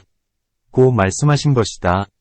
또 어떤 사람은 말하기를 머리에 땀이 나고 몸에는 땀이 나지 않는 이도 있다. 부처님은 머리에 비록 땀이 나지 않았다 하더라도 몸에는 반드시 땀이 났을 것이다. 고 했나니 이 때문에 부처님께서는 울다라슴을 벗어 그 몸을 보여주셨던 것이다. 이로 인하여 외도들을 크게 믿음을 얻게 되어 모두가 불법 안으로 들어왔나니 이런 지혜의 인연으로 신업을 따라 행하게 되는 것이다. 부처님께서 설상과 음장상을 나타내셨다 함은 어떤 사람이 부처님 몸의 2문맥 이상을 의심하였는데 그 사람은 도를 얻어야 할 사람인데도 그 의심 때문에 얻지 못했다. 그 때문에 두 몸매를 나타내 보이신 것이다. 혀를 내어서 얼굴을 덮으며 그 혀가 아주 큰데도 도로 입 안으로 들어가도 아무런 지장이 없게 되면 보는 이들의 의심이 끊어지게도 된다. 또한 어떤 사람은 혀가 나온 것을 보면 경망한 마음을 낸다. 혀를 내는 모습이 마치 어린아이 같으나 다시 도로 입으로 들어가 설법하는 데에 지장이 없음을 보면 곧 공경하는 마음을 내면서 전에 없던 일이라고 찬탄하게도 된다. 또 어떤 사람이 부처님의 음장이 나타나지 않는 것을 의심했으므로 그때의 세종께서는 봅의 코끼리와 봅의 말을 만들어내어 그것들을 가리키며 말씀하시기를 음장의 몸매가 나타나지 않음이 실로 이와 같으니라 고 하신 것이다. 어떤 사람은 말하기를 부처님께서는 음장의 몸매를 내시어서 다만 한 사람에게만 보여도 그 의심을 끊기 때문이다 고 한다. 논의사들은 말하기를 부처님은 크게 자비하신지라 만일 어떤 사람이라도 부처님의 음장의 몸매를 보고 성근을 잘 쌓으면서 안욕따라삼맥삼보리의 마음을 일으키고 크게 환희하며 믿고 공경하는 마음이 일어날 수 있는 이라면 모두 볼 수 있게 하여 그들의 의심을 끊게 하셨으니 그런 이들을 제외하고는 아무도 볼 수가 없었다 고 한다. 부처님은 대비로서 중생을 제도하기 위하여 세 가지로 가리워진 것을 내시어 잠시 동안 드러내기를 마치 번개불처럼 하셨나니 이 중생들이 보고 나서는 부처님께는 크게 가엾이 여기는 마음이 있음을 믿어 실로 계법에 집착하지 않게 되었다. 이와 같은 등의 인연 때문에 두 가지 몸매를 나타내셨나니 그것은 장난도 아니요 부끄러움이 없어서도 아니다. 부처님께서 듣기 싫은 말씀 고절어으로 모든 비구들에게 너희들은 미치고 어리석은 사람이다 고 하셨는데 듣기 싫은 말에는 두 가지가 있다. 첫째는 낀 마음으로 성을 내면서 욕을 하는 말이고 둘째는 중생을 가엾이 여기면서 교화하기 위하여 하는 말씀이다. 탐욕을 여인 사람, 리욕인 조차도 때 낀 마음으로 성을 내면서 욕을 함이 없는데 하물며 부처님이겠는가. 부처님은 가엾이 여기면서 교화하시는 까닭에 듣기 싫은 말씀을 하시는 것이다. 어떤 중생은 부드러운 말로써 잘 가르쳐도 도에 들지 못하므로 단속하면서 듣기 싫고 거친 가르침을 써야 비로소 법에 들 수 있나니 마치 좋은 말은 채찍 그림자만 보아도 가게 되지만 둔한 나귀는 매를 맞아야 가는 것과 같다. 또한 어떤 종기는 순한 약과 침, 과 주문으로도 곧 낫지만 어떤 종기는 칼로 그 나쁜 살을 도려내어 독한 약을 발라야 비로소 낫는 것이 있는 것과도 같다. 또 듣기 싫은 말에는 5가지가 있다. 첫째는 꾸민 말, 기어이고 둘째는 거친 말, 악구와 꾸민 말을 같이 하는 말이며 셋째는 거친 말과 꾸민 말과 거짓말, 망어을 같이 하는 말이고 넷째는 거친 말과 꾸민 말과 거짓말과 2가지 말, 양설, 같이 하는 말이다. 다섯째는 번뇌 없는 마음으로 하는 듣기 싫은 말이니 제자에게 착함과 착하지 않음을 분별하도록 가르치기 위함이고 또 중생을 고난 윗땅에서 구제하기 위해서이다. 4가지 삿된 말을 한꺼번에 하면 그 죄가 중하며 3가지 2가지 1가지의 순으로 차츰 경미해진다. 부처님의 제자로서 속인 백위, 이 첫째의 도, 초도와 둘째의 도, 제2도를 얻은 이가 노비를 부리는 까닭에 거친 말씀, 악구을 하는 경우가 있지만 이는 불선도는 아니다. 섭유리에 2가지가 있나니 기어와 악구기어이다. 아나함과 아라함은 번뇌가 없이 거친 말을 내뱉게 되는데 다만 청정한 마음으로써 거친 말을 써야 교화가 되기 때문에 거친 말과 꾸민 말을 하는 것이다. 아나함이나 아라함조차도 오히려 번뇌가 없으면서 거친 말을 하게 되는데 하물며 부처님이겠는가. 또 부처님께서 설령 듣기 싫은 말씀이 계셨다 해도 부처님께서 악심으로 듣기 싫은 말씀을 하셨다 고 의심을 하거나 힐난해서도 안 된다. 왜냐하면 부처님의 악심은 이미 오래전에 소멸되었기 때문이다. 다만 깊은 마음으로 중생을 생각하시니 이는 마치 인자한 아버지가 아들을 가르치는 것과 같아서 비록 듣기 싫은 말을 한다 하더라도 아들을 성취시키기 위해서이지 그것은 나쁜 마음에서가 아닌 것이다. 부처님은 아직 삼독을 다하지 못한 보살로 계실 때 찬제라는 이름의 선인이었던 적이 있는데 악독한 왕에게 자신의 귀와 코와 손발을 잘리면서도 악심을 일으키거나 거친 말을 하지도 않았었다. 그때에 아직 도를 얻지 못했으면서도 오히려 나쁜 마음이 없었다. 그러니 하물며 안욕따라 삼약삼보리를 얻고 삼독이 이미 다하여 온갖 중생에 대하여 큰 자비를 구족하셨거늘 어떻게 부처님께서 악심으로 듣기 싫은 말씀을 하셨다고 위심하겠는가? 또 부처님께서 만일 미치고 어리석은 사람이다 라고 하셨다 해도 그것은 부드러운 말씀이요 진실한 말씀이다. 그것은 왜냐하면 삼독이 일어났기에 미치고 어리석기 때문이다. 또한 착한 일로서 이익되게 하시는데도 받으려 하지도 않고 부처님의 마음을 이해하지 못하면서 부처님 말씀을 받아들이지 않았으니 그것은 미치고 어리석기 때문이다. 또 부처님은 안으로는 항상 나없는 무아, 지혜를 행하시고 밖으로는 항상 모든 법의 공함을 관하신다. 이러한 분에게 어찌 나쁜 말씀이 있을 수 있겠는가? 이 중생은 부처님의 마음을 이해하지 못하기 때문에 부처님 말씀에 대한 단점을 구하고 있는 것이다. 만일 중생이 부처님께서 깊은 마음으로 가엾이 여기심을 이해한다면 가령 큰 불더미에 들어가라고 가르친다 해도 즉시 즐거워하면서 들어가리니 마치 사람이 덥고 답답할 적에 맑고 시원한 못으로 들어가는 것과 같다. 그러니 하물며 말씀만으로 하시는데 받지 않겠는가? 중생은 악마에게 가려졌기 때문에 부처님께서 깊은 마음으로써 그들을 생각하심을 모르고 있나니 이 때문에 부처님 말씀을 받아들이지 않고 있는 것이다. 그러므로 부처님께서 너희들은 바로 미치고 어리석은 사람이다 라고 하신 것이다. 또 어떤 사람은 듣기 싫은 말씀을 들어도 이내 기뻐하면서 말하기를 친히 나를 사랑하기 때문에 이런 말씀을 하신다 고 하나니 이 때문에 부처님께서는 미치고 어리석은 사람이다 고 하신 것이다. 부처님께서 제바달에게 너는 미친 사람, 광인, 이요 죽은 사람, 사인, 이며 침을 삼킨 사람, 수타인, 이다 고 하셨는데 미친 사람이라 함은 제바달다는 죄가 중하여 장차 아비지옥에 들어가야 하기 때문에 이러한 세 가지의 듣기 싫은 말씀을 하신 것이다. 죽은 사람이다 라고 함은 사람인 것 같으면서도 모든 착한 법을 쌓지 못하기 때문이다. 또한 제바달다는 머리를 깎고 법복을 입어서 성인과 같으면서도 안으로는 해명이 없었기 때문에 죽은 사람이라고 말씀한 것이다.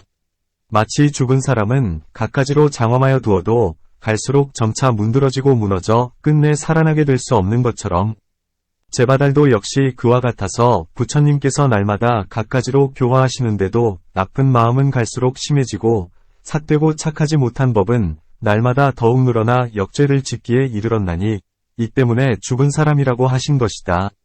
침을 삼킨 사람이라 함은 제바달이 이양을 탐내어 몸을 변화해 하늘 몸의 어린아이가 되어서 아사세왕의 품 안에 안겼는데 왕은 그 아이가 울자 입에다 침을 넣어주면서 빨아들이게 했나니 이 때문에 침을 삼킨 사람이라고 한다. 문, 제바달다는 선정을 얻은 이라 이미 욕망을 여의었는데 어찌하여 또 남의 침을 빨아들였는가?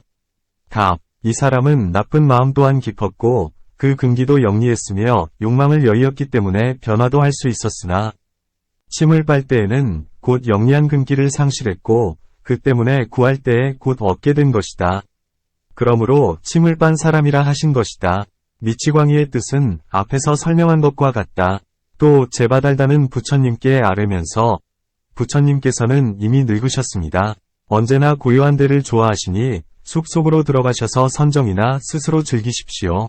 승가, 승는 나에게 맡기십시오.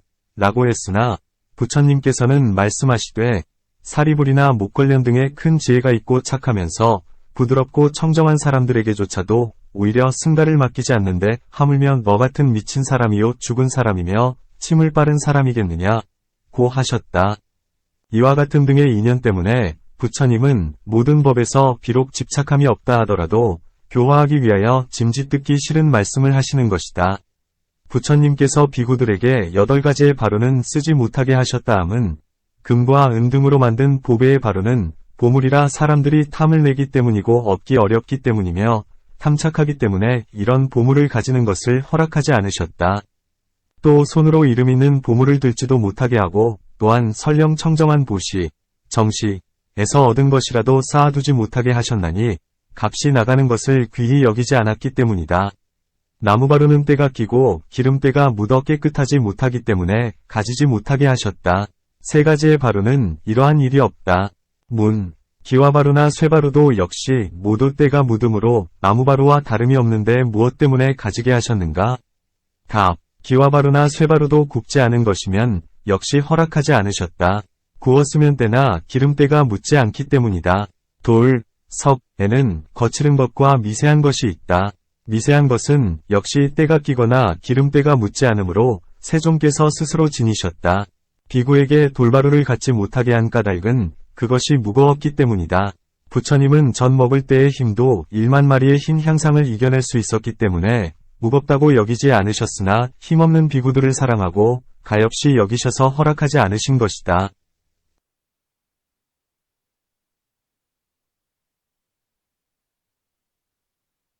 문. 시자였던 나타와 미이가와 수나찰다라와 나가사바라와 아난 등은 언제나 세존을 시봉하면서 바루, 은기를 가지고 있었는데 무엇 때문에 가엾이 여기지 않으셨는가? 답. 시자가 비록 부처님의 바루를 지니고 있었기는 하나 그것은 부처님의 위덕의 힘이었고 또 부처님을 공경하고 존중하기 때문에 무겁다고 느끼지 않았었다. 또 아나는 몸과 힘이 역시 크고 새없기 때문이다. 또 미세한 돌바루는 얻기가 어렵기 때문이요 거친 것은 때가 끼고 기름때가 묻기 때문에 쓰지 못하게 하셨다. 부처님의 바루는 사천왕의 사방의 산 끝에서 저절로 생긴 것이기 때문이요 다른 사람은 이 저절로 된 바루가 없으며 설령 구하거나 만든다 해도 매우 어렵고 망그러지는 일이 많기 때문이니 이 때문에 허락하지 않은 것이다.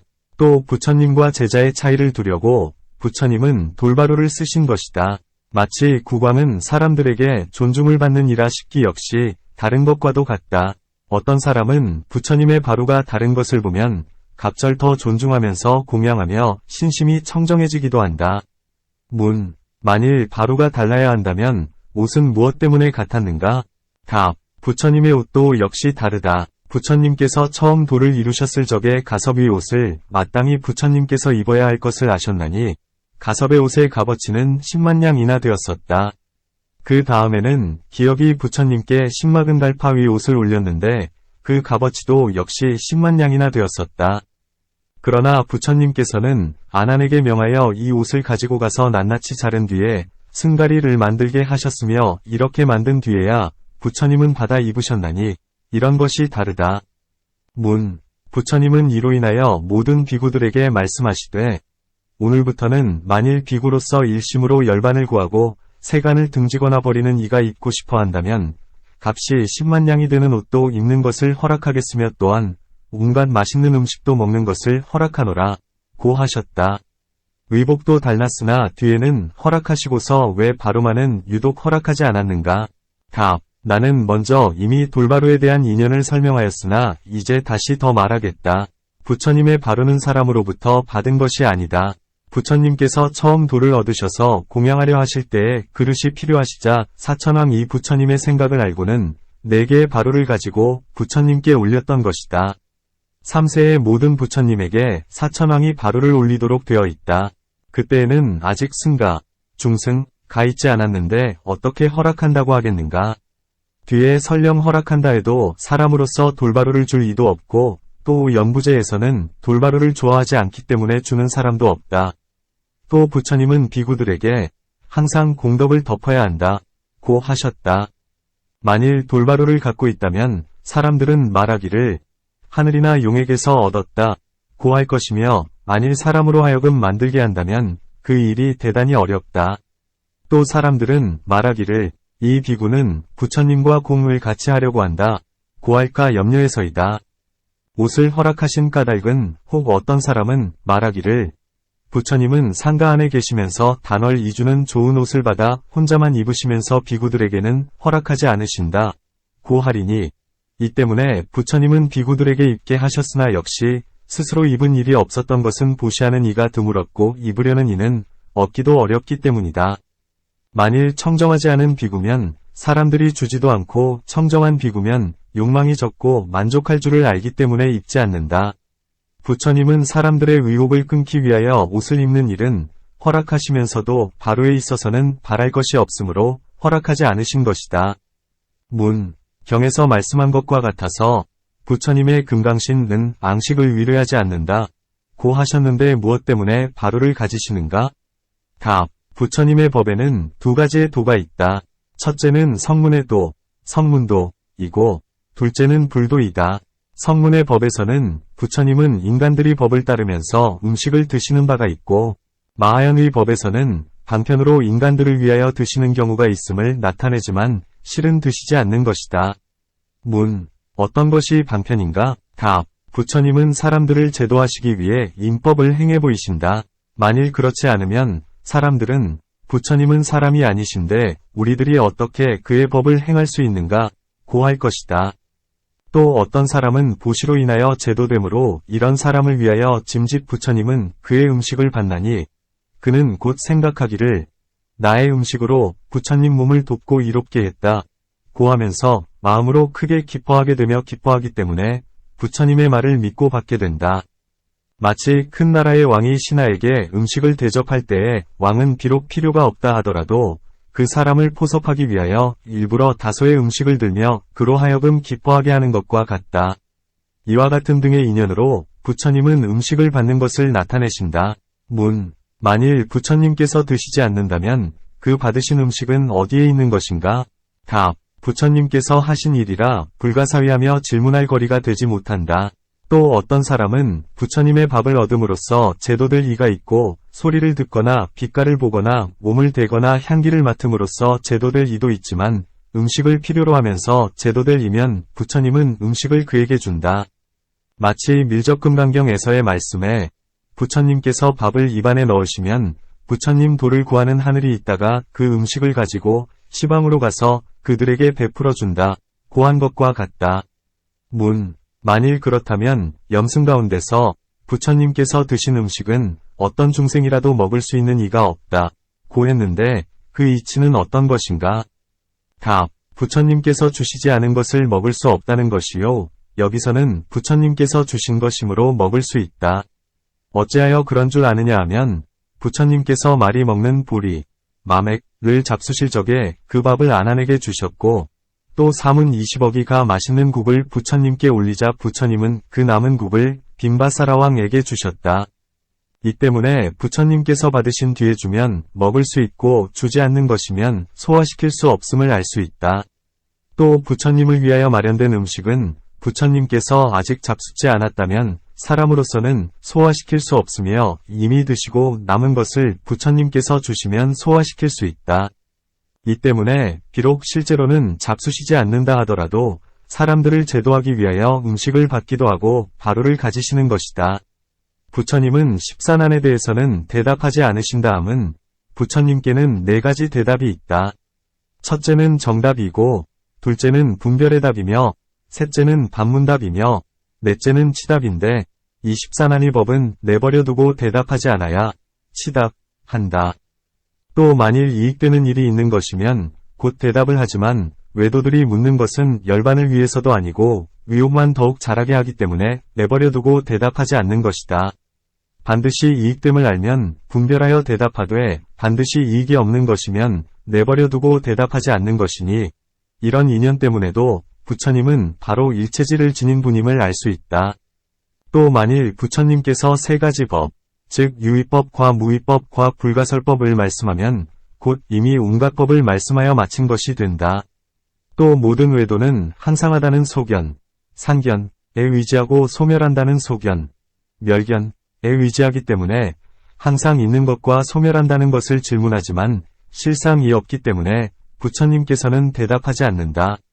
마치 외도의 소견은 항상하다는 모양, 상상, 과 항상함이 없다는 모양, 무상상, 과 같아서 이러한 일이 없다. 왜냐하면 외도는 모양을 취하면서 집착하는데 이것은 곧 항상하다는 것과 소멸한다는 것이기 때문이다. 그러나 부처님은 비록 항상 있고 항상 없는 모양을 말씀하신다 하더라도 다만 다스리기 위해서만 이용하기 때문이다.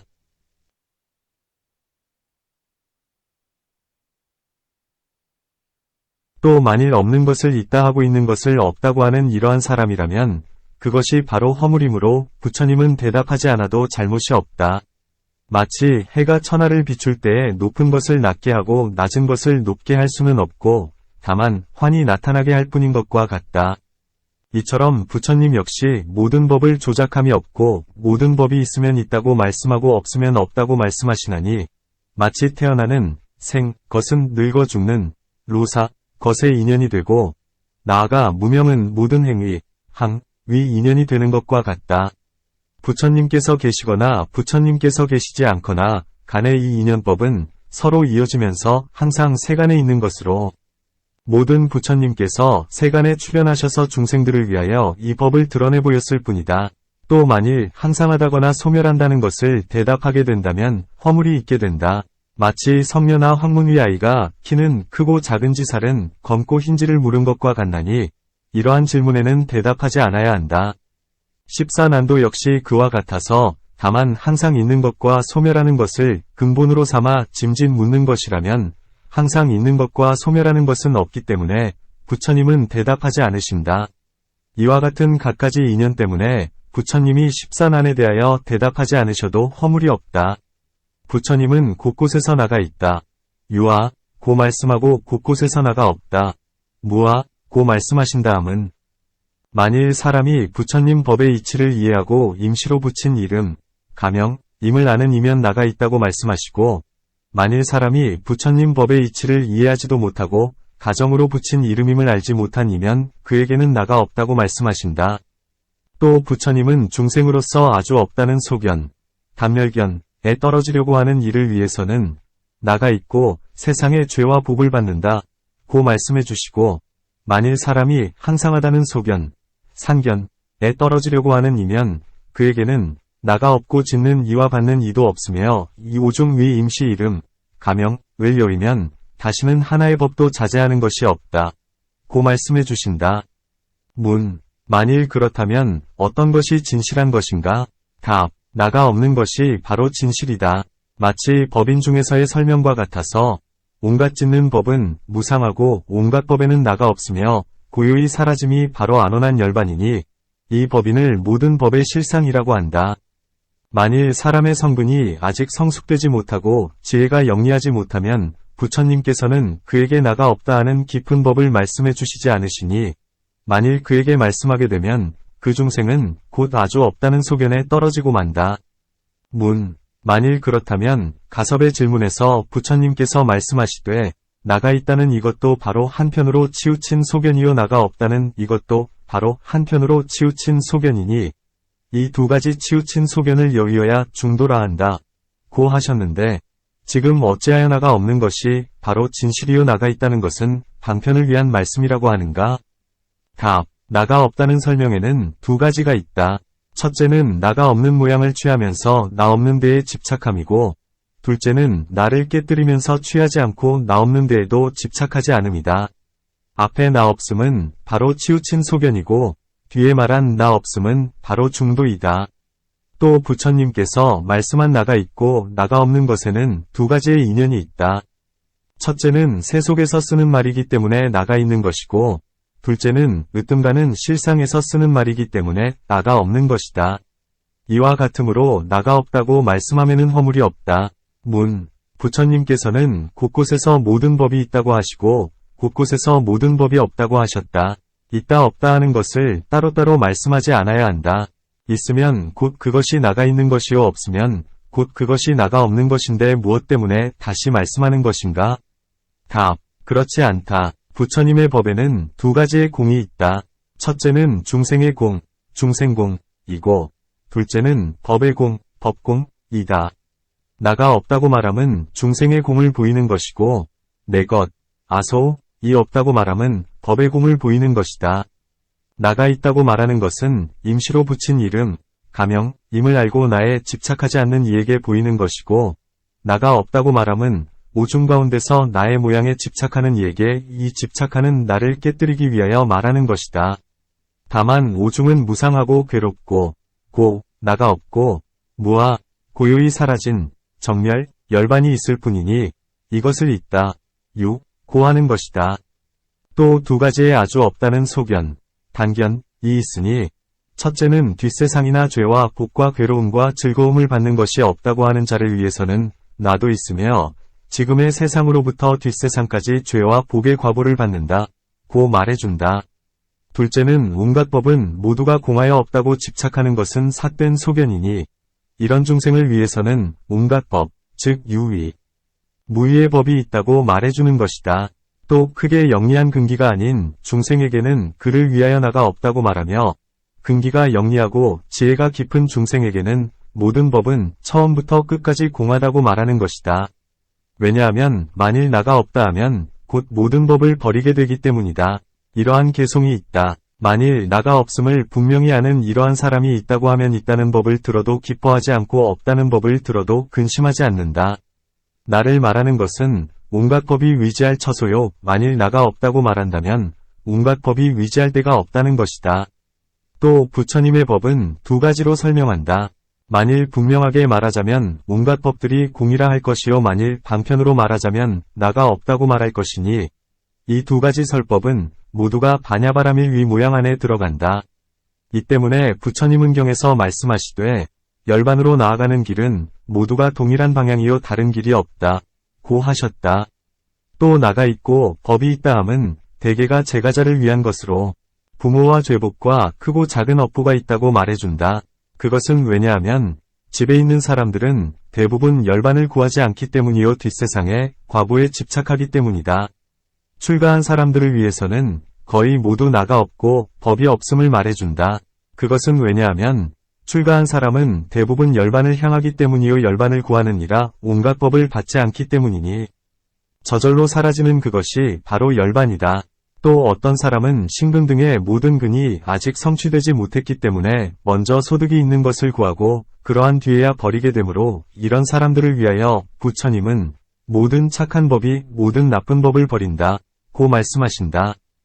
또 어떤 사람은 신근 등의 모든 근이 성취된 까닭에 모든 법에서 소득이 있는 것을 구하지 않고 다만 나고 죽는 길을 멀리 여윗길을 구하게 되므로 이런 사람들을 위하여 부처님은 모든 법은 공하여 아무것도 없다. 고 말씀하신다.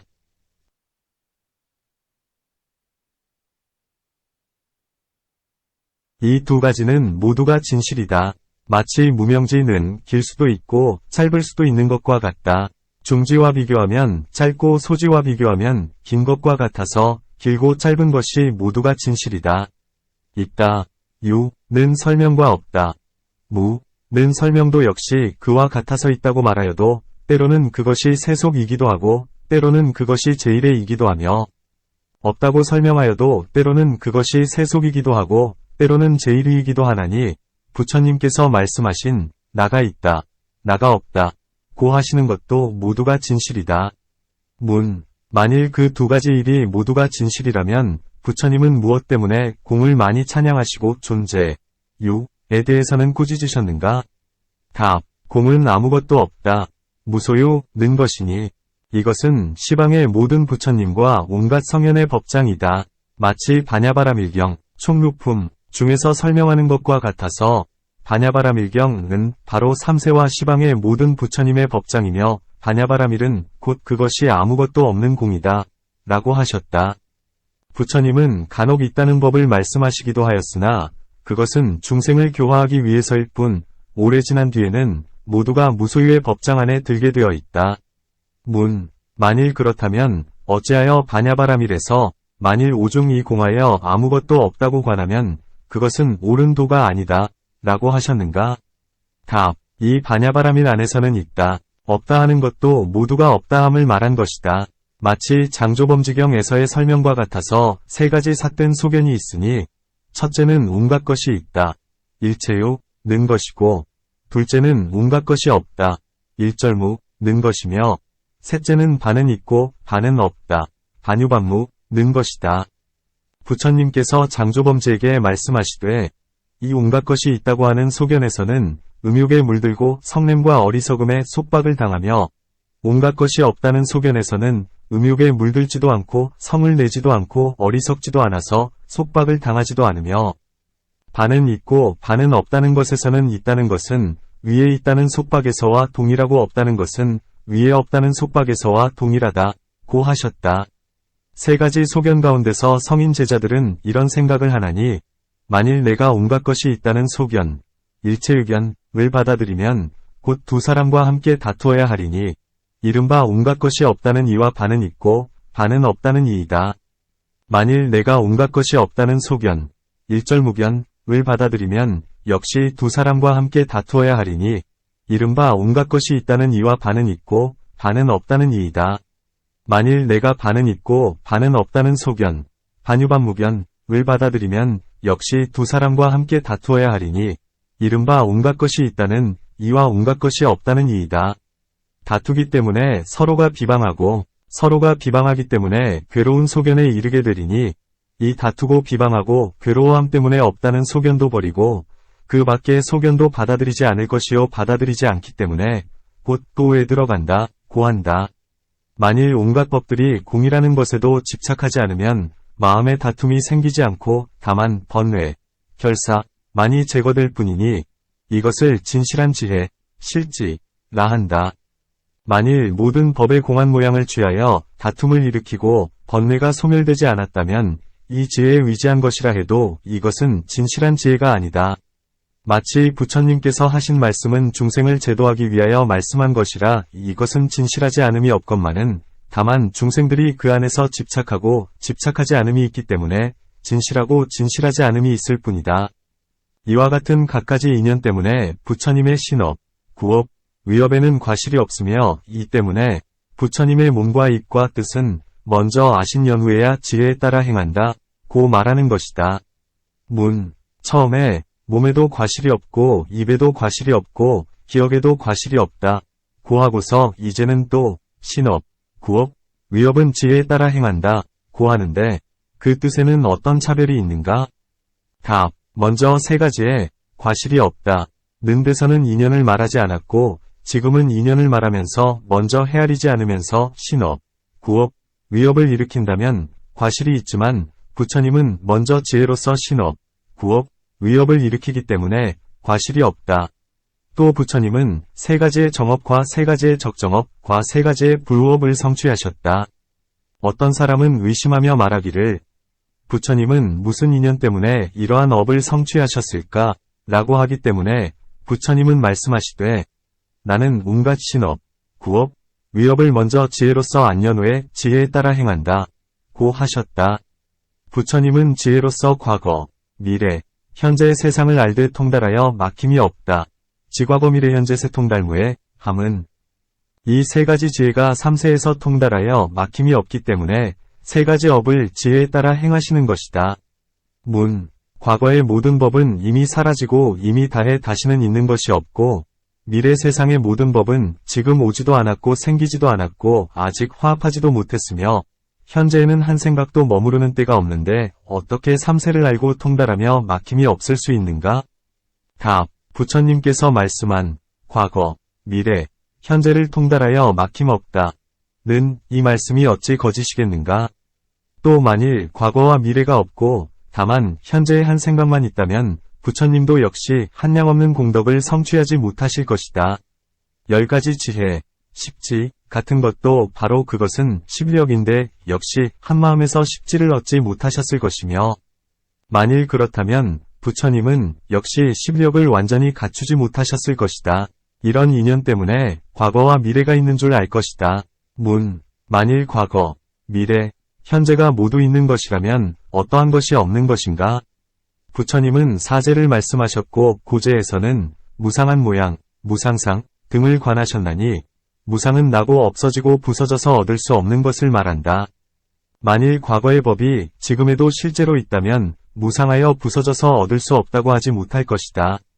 또 만일 과거, 미래, 현재가 모두 있는 것이라면 곧 항상하다, 상는 데에 떨어질 것이다.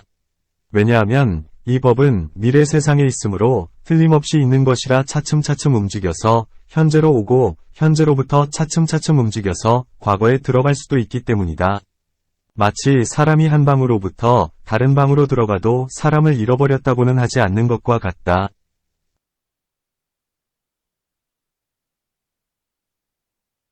답. 만일 잃어버리지 않았다면 무슨 허물이 있겠는가? 만일 무상함이 없다면 죄도 없고 복도 없고 나는 것도 없고 죽는 것도 없고 속박도 없고 해탈도 없다. 죄라 하면 살생 등의 십불선도를 말하는데 만일 무상함이 없다면 살생 등의 죄도 없다. 마치 분별사경경에서의 설명과 같아서 몸에 칼이 7분쯤 안으로 들어가도 괴롭거나 해로움이 없다 고 한다. 복이란 불살생 등의 십선도를 말하고 무상함이란 나고 죽고 함을 분별하는 것이다. 만일 무상함이 없다면 역시 나고 죽는 것도 없고 속박도 없고 또한 해탈도 없을 것이니 이러한 것 등에 한량없는 허물이 있다. 답. 모든 법은 3세에서 저마다 모양이 있다. 과거의 법에는 과거의 모양이 있고 미래의 법에는 미래의 모양이 있으며 현재의 법에는 현재의 모양이 있다. 만일 과거와 미래에 현재의 모양이 있다면 야단이 날 것이다. 그러나 지금은 과거, 미래, 현재에 저마다 스스로의 모양이 있다. 또 만일 실로 과거와 미래가 없다면 역시 출가의 유래, 출가유래도 없을 것이다. 그것은 왜냐하면 만일 현재의 나쁜 마음에서 머무르고 있다면 과거에서도 계율이 없었다는 것이 되므로 그는 비구가 되지 못하기 때문이다. 또 성현의 마음이 새 속에 있다면 이때에는 마땅히 그는 범부이어야 한다. 왜냐하면 과거, 미래, 현재의 도가 없기 때문이다. 그와 같아서 역시 오역 등의 모든 죄도 없을 것이다. 그것은 왜냐하면 이 오역의 죄업은 이미 과거에 지었으면 죽을 때에는 지옥에 들어가야 할 터이나 이 오역죄가 미래의 업이 없기 때문에 보도 없을 것이요 현재의 몸으로도 역죄가 되지 않을 것이기 때문이다. 만일 과거가 없으면 오역죄도 없다. 만일 오역죄가 없다면 어찌 다른 죄인들 있겠는가? 복도 역시 그와 같다. 만일 죄와 복이 없다 하면 이것은 바로 삿된 소견이니 짐승과 다를 것이 없으리라.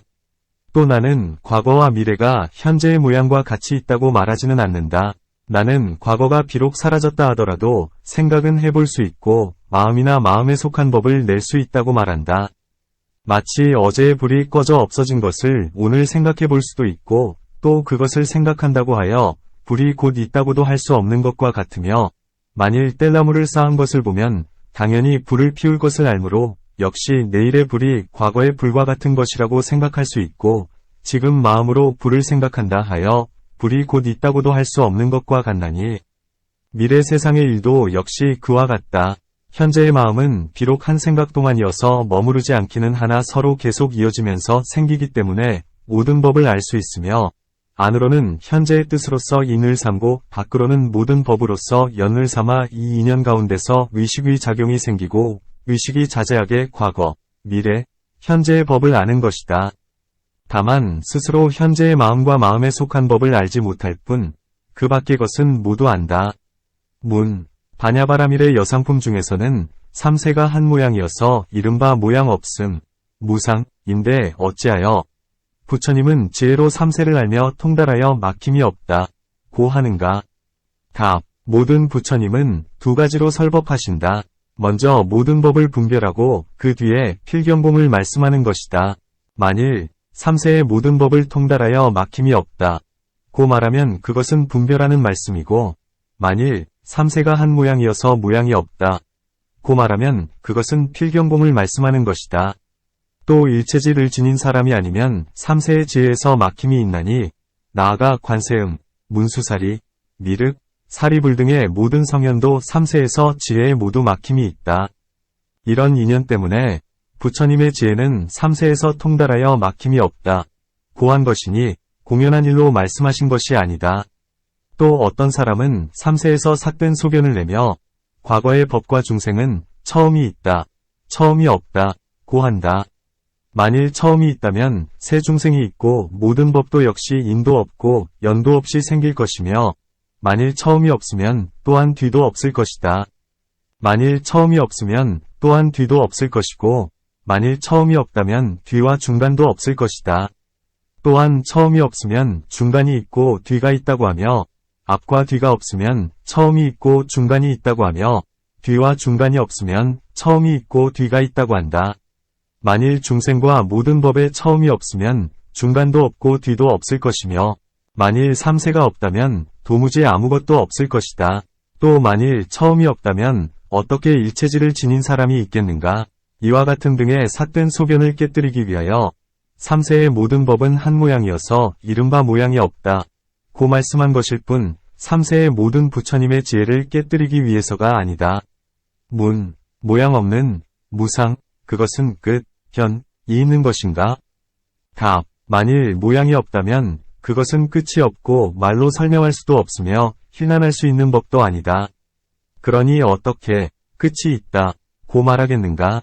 만일 모양이 없는 가운데서 모양을 취한다면 그것은 모양이 없는 것이 아니면 이 모양이 없는 것을 바로 불가득공이라 한다.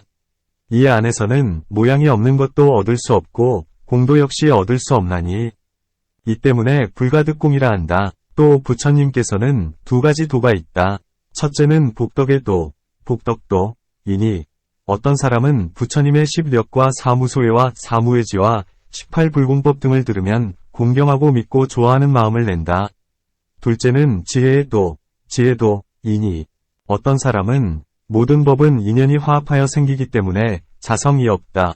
는 말씀을 듣고 곧 모든 법을 버리고 여위면서 공 가운데서도 마음에 집착하지 않는다.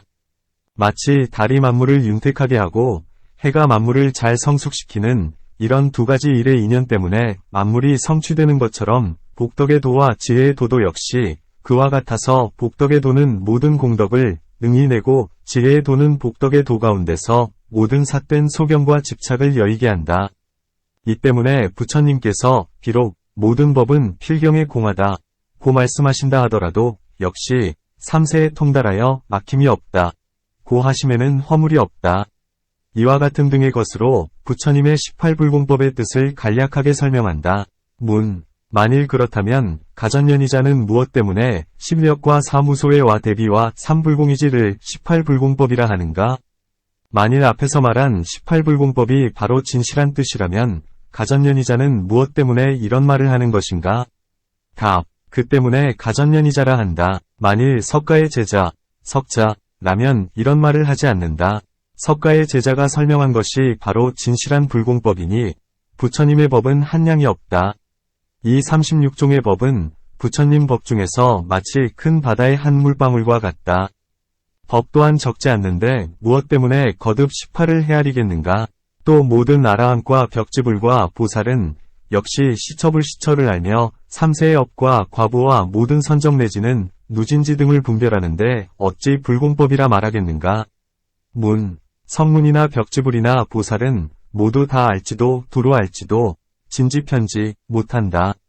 다만 통과명이 있을 뿐으로 힘, 력이 없다. 유독 부처님만이 모두 다 알고 두루 알기 때문에 불공이라 하나니 마치 10력 중에서 설명한 것과 같다. 답. 부처님은 10력의 이치를 말씀하시면서 모두 다 알고 두루 안다 고 하시지 않고 시처불시처를 아신다 고 하셨다. 모두 다 알고 두루 안다 는 것은 바로 모든 논의사들의 설명이다. 그대는 먼저 스스로 말하기를 마하연경 가운데에서 부처님은 보살을 위하여 스스로 모두 다 알고 두루 안다 고 말씀하셨다 고 했다.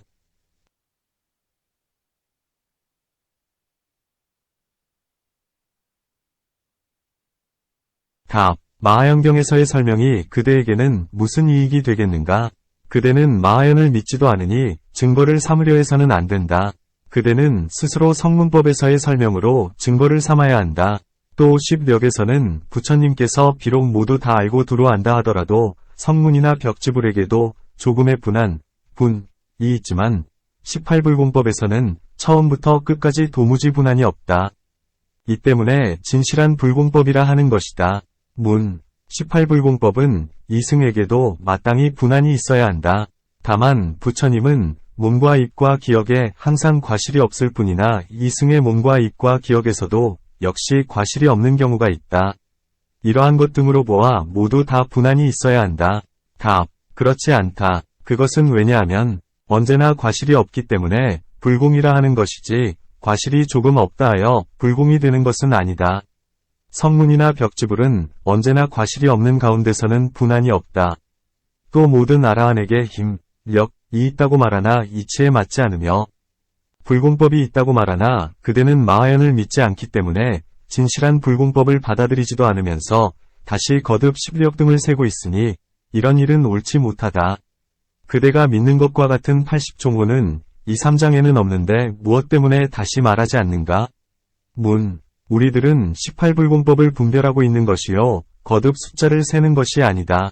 어떤 것이 18이냐 하면, 하나는 모든 법의 실상을 알기 때문에 일체지라 하고, 둘은 부처님의 모든 공덕의 모양을 이해하기 어렵기 때문에 공덕은 한량 없고, 셋은 깊은 마음으로 중생을 사랑하고 염려하기 때문에 대비라 하고, 넷은 견줄대 없는 지혜를 얻었기 때문에 지혜 안에서 자유자재하고, 다섯은 마음의 모양을 잘 이해하기 때문에 정중에서 자유자재하고, 여섯은 중생을 제도하는 방편을 얻었기 때문에 변화가 자유자재하고, 일곱은 모든 법의 인연을 잘 알기 때문에 기별이 한량 없고, 여덟은 모든 법의 실상을 말씀하기 때문에 기별이 거짓되지 않고, 아홉은 분별하고 헤아리면서 말씀하기 때문에 말씀에 과실이 없고, 열은 십력을 얻어 성취한지라 지혜에 감소함이 없고, 열하나는 온갖 유의의 법 가운데서 다만 법 무더기에 나가 없다고 관찰하기 때문에 항상 버림의 행, 사행을 베풀고, 열둘은 때와 때 아닌 때를 잘 알며 삼승에 확고히 서서 항상 중생을 관찰하기 때문이고, 열셋은 항상 한마음이기 때문에 기억을 잃지 않고, 열넷은 한량 없는 아승기겁 동안 착한 마음이 깊었기 때문에 번뇌와 습기가 없고, 열다섯은 진실하고 청정한 지혜를 얻었기 때문에 응이 법다우며 그 허물이 나타나는 일이 없고, 열여섯은 세상마다 공경과 존중을 받기 때문에 정수리를 볼 수가 없고, 열일곱은 대자대비의 마음을 닦았기 때문에 조용히 발을 내려놓으며 발바닥은 부드러워 중생으로서 만난이면 즉시 즐거움을 얻고, 열여덟은 신통 바라미를 얻었기 때문에 중생의 마음을 움직여서 기쁘게 하고 제도되게 함이 마치 성을 들어갈 때에 신변의 힘을 나타내는 것과 같다. 답. 그와 같은 18불공법은 3장 중의 말씀이 아니고 또 그 밖의 모든 경에서도 말씀하지 않았다. 어떤 사람이 이 법을 구하고 찾았기 때문에 모든 성문의 논의사들이 곳곳에서 모아 지은 뒤에 부처님의 공덕을 찬탄한 것이다. 말씀에 과실이 없고, 언무실, 지혜에 감소함이 없고, 해무멸, 기억에 망실이 없다. 연무실, 한과 같은 것은 모두 마하연의 18불공법 중에서 취한 뒤에 논의한 것들이다. 비록 정수리를 볼 수 없고, 무견정, 발바닥이 부드럽다, 조카유연 하는 등이 있다 하더라도 이러한 것은 심이 많으므로 18불공법 안에 있어서는 안 된다.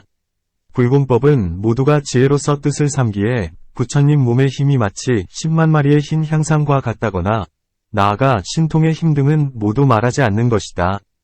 그러므로 18불공법 중에서는 다만 지혜와 공덕 등을 말씀할 뿐이요, 저절로 얻어지는 과보의 법은 말씀하지 않았다는 것을 알 것이다.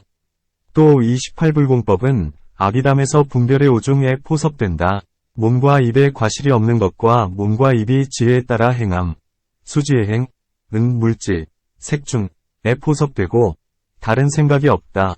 무이상 하는 이것은 생각, 상중에 포섭되며 정 아닌 마음이 없다.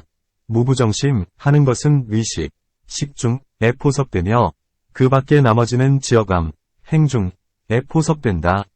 모두 사선 중에 있나니 부처님은 사선 가운데서 도를 얻고 열반을 얻으셨기 때문이다. 어떤 사람은 말하기를 사색의 불공법은 색계와 육계에 포섭되고 그 밖에 나머지는 구지에 포섭된다고 한다. 이것은 모두 선 이유 무루의 법, 무루법이다. 사색의 법에서 두 가지는 연으로 생기는데 인연과 증상연이다. 그 밖에 나머지 넷은 연으로 생기고 네 가지는 연이 없으며 14가지는 연이 있다. 또 네 가지 마음을 따르는 행, 수심행은 마음과는 상응하지 않는다. 13가지는 마음과도 상응하고 또한 마음을 따르는 행위 하나는 마음과 상응하지도 않으며 또한 마음을 따라 행하지도 않는다. 이와 같이 각가지로 아비담에서 분별하여 설명한다.